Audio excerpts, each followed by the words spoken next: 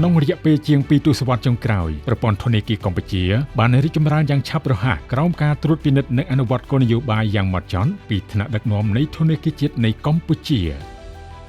មូលដ្ឋានដ៏រឹងមាំនេះបានរក្សាមកទល់បច្ចុប្បន្ននិងបានបន្តអភិវឌ្ឍកាន់តែប្រសើរថែមទៀត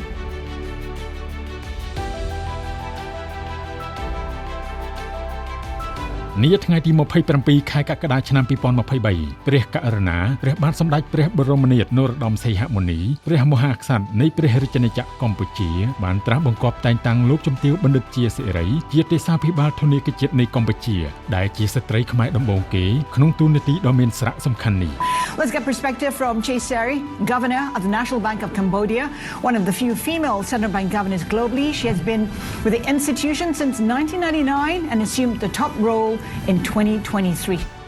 ការតែងតាំងនេះបានទទួលការគាំទ្រនិងសាទរពីមជ្ឈដ្ឋានជាតិនិងអន្តរជាតិក្នុងរយៈពេលជាង2ឆ្នាំកន្លងមកនេះប្រព័ន្ធធនាគារត្រូវបានបន្តអភិវឌ្ឍកាន់តែទំនើបនិងសម្រេចបានសមិទ្ធផលលេចធ្លោជាច្រើនអន្តរាប្តូរប្រាក់រក្សាបានស្ថិរភាពល្អប្រសើរដែលគាំទ្រដល់ការរក្សាស្ថិរភាពថ្លៃទុនបម្រុងអន្តរជាតិបានបន្តកពូនជាលំដាប់ក្នុងកម្រិតខ្ពស់សម្រាប់ប្រទេសកំពុងអភិវឌ្ឍ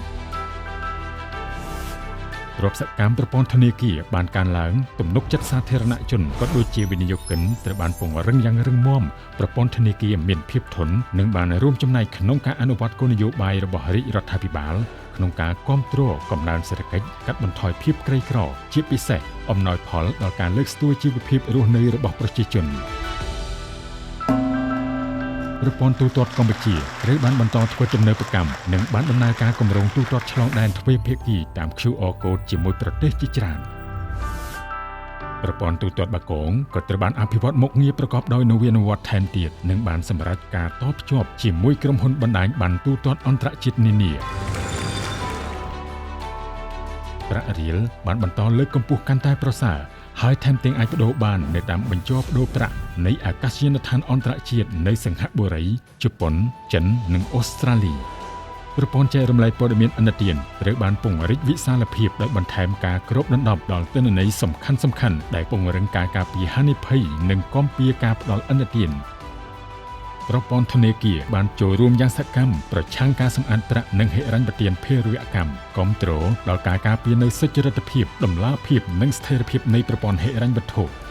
ចំណេះដឹងអំពីសេដ្ឋកិច្ចហិរញ្ញវត្ថុនិងរូបិយវត្ថុក៏ត្រូវបានពង្រឹងនិងលើកកម្ពស់កាន់តែប្រសើរតាមរយៈវិទ្យាស្ថានសិក្សាបច្ចេកទេសធនាគារសារមន្ទីរសេដ្ឋកិច្ចនិងរូបិយវត្ថុព្រះស្រីអេសានវរ្ម័ននិងយុទ្ធនាការនានា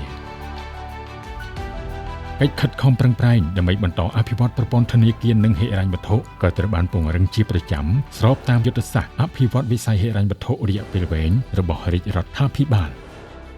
សមិទ្ធផលដែលធនាគារជាតិនៃកម្ពុជាសម្រេចបានត្រូវបានទទួលស្គាល់ដោយស្ថាប័នជាតិនិងអន្តរជាតិជាច្រើនរួមមានការផ្ដល់ពិន្ទុខ្ពស់លើប្រសិទ្ធភាពនៃការអភិវឌ្ឍសេវាហិរញ្ញវត្ថុចំណាត់ថ្នាក់លំដាប់ខ្ពស់ផ្នែកដឹកនាំធនាគារកណ្ដាលប្រកបដោយប្រសិទ្ធភាព2ឆ្នាំជាប់គ្នាការចាត់ចូលក្នុងបញ្ជីអិសរាជជនលើកកម្ពស់បរិយាបន្នហិរញ្ញវត្ថុលើពិភពលោកនិងការផ្ដល់ពានរង្វាន់អតីតនិស្សិតអន្តរជាតិឆ្នើមជូនលោកជំទាវទេសាភិបាលសមិទ្ធផលការងារទាំងនេះទទួលបានដោយសារការចូលរួមអនុវត្តការងារយ៉ាងសកម្មនិងយកចិត្តទុកដាក់របស់ថ្នាក់ដឹកនាំនិងមន្ត្រីបុគ្គលិកទាំងអស់នៃធនាគារជាតិនៃកម្ពុជា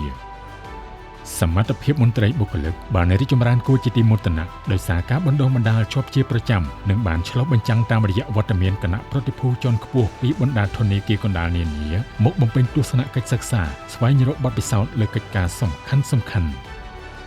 ថ្នាក់ដឹកនាំបានចូលរួមចំណែកយ៉ាងសកម្មក្នុងការលើកកម្ពស់កិត្យានុភាពជាតិនិងកិត្តិនាមធនាគារជាតិនៃកម្ពុជាលើឆាកអន្តរជាតិតាមរយៈការចូលរួមជាវាគ្មិនក្នុងព្រឹត្តិការណ៍អន្តរជាតិនានា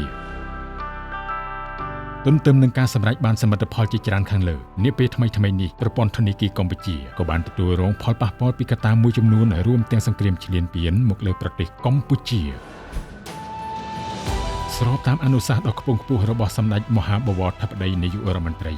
ធនាគារជាតិនៃកម្ពុជាបានដាក់ចេញវិធានការអនុគ្រោះមួយចំនួនសម្រាប់អតិថិជនទូទៅជនភៀសសឹកពលករត្រឡប់មកពីប្រទេសថៃនិងយោធិនដែលធ្វើប្រតិបត្តិការដោយផ្ទាល់ក្នុងសមរភូមិប្រយុទ្ធព្រមទាំងណែនាំឲ្យគ្រឹះស្ថានធនាគារនិងហិរញ្ញវត្ថុលុបចោលឥណទានចំពោះយោធិនពិការនិងយោធិនពលីក្នុងសមរភូមិក្នុងស្មារតីសាមគ្គីភាពជាតិខ្មែរ ថ្នាក់ដឹកនាំនិងមន្ត្រីបុគ្គលិកទាំងអស់បានចូលរួមយ៉ាងសកម្មជាមួយរាជរដ្ឋាភិបាលក្នុងកិច្ចការសង្គមនិងមនុស្សធម៌ដើម្បីរួមគ្នាជាធ្លុងមួយក្នុងបុព្វហេតុជាតិមាតុភូមិ